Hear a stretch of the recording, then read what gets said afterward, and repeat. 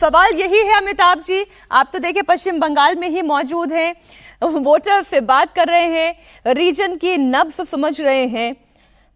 अगर पश्चिम बंगाल में बीजेपी को सरकार बनानी है तो कहा यही जा रहा है कि स्ट्राइक रेट इस बार 70% का करना होगा और सबसे ज्यादा हासिल करने का स्कोप भी पहले चरण के ही चुनाव में है। कितना आगे बढ़ सकती है बीजेपी?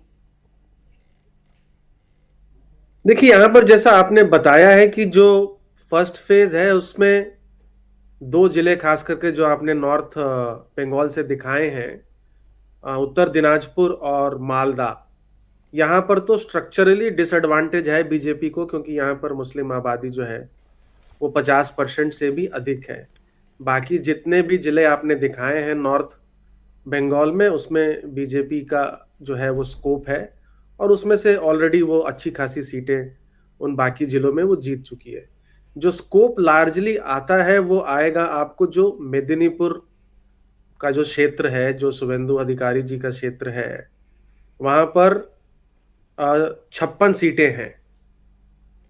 वहां पर टीएमसी को पिछली बार 33 और बीजेपी को 23 सीटें मिली थी। यहां पर मुस्लिम आबादी पूरे राज्य में सबसे कम है, 10%, जो पूरा जोन है। और यहां पर एसआईआर में एडिशंस हुए हैं वोटर के, डिलीशंस नहीं हुए। ये एक यूनिक जोन है जहां पर एडिशन हुआ है। तो यहीं पर जो है जो 56 सीटें हैं, क्योंकि यहां पर स्ट्रक्चरली डिसएडवांटेज नहीं है बीजेपी, यहां मुस्लिम आबादी 10% के ही करीब है लगभग ऑन एन एवरेज।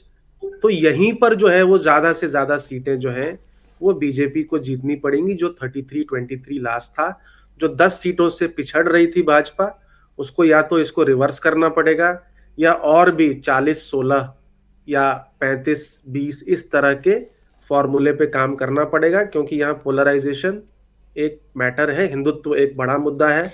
बात आप ठीक कह रहे हैं सर, मैं लेकिन 2024 के जो लोकसभा चुनाव के नतीजे देख रही हूं राशिद जी, उन नतीजों के हिसाब से जो मैं वोट परसेंटेज भी देख रही हूं, वो वोट शेयर 39 और 34 का है, यानी 39% टीएमसी का, 34% बीजेपी का।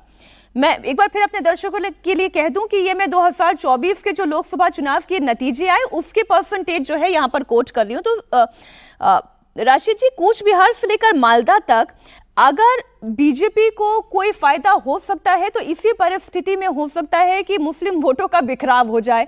इस पर हम हालांकि पहले लंबी चर्चा कर चुके हैं, लेकिन रायगंज, बालूरघाट, मालदा नॉर्थ, यहां पर यह हो चुका है, वोटों का बिखराव हो चुका है। अगर ये इस बार भी होता है तो हो सकता है बीजेपी के पास एक चांस हो, बीजेपी निकल जाए यहां से भी। जी मीनाक्षी, देखिए यहाँ पर सबसे बड़ा जो भाजपा के लिए एक सुखद एहसास होने की बात ये होगी कि वहां बड़ा स्टेटमेंट लगेगा कि कांग्रेस की परफॉर्मेंस अच्छी हो। अगर कांग्रेस को यहाँ अच्छी बड़ी तादाद में वोट मिले तो उससे जो है भाजपा को ताकत मिलेगी, मजबूती मिलेगी। और आप जैसे जानती हैं कि मौसम नूर जो एक वहां की बड़ी लीडर है, वो तृणमूल छोड़ करके वापस कांग्रेस पार्टी में आई है और उनके परिवार का भी वहाँ बहुत दबदबा है और अभी वहाँ गमी भी हुई है।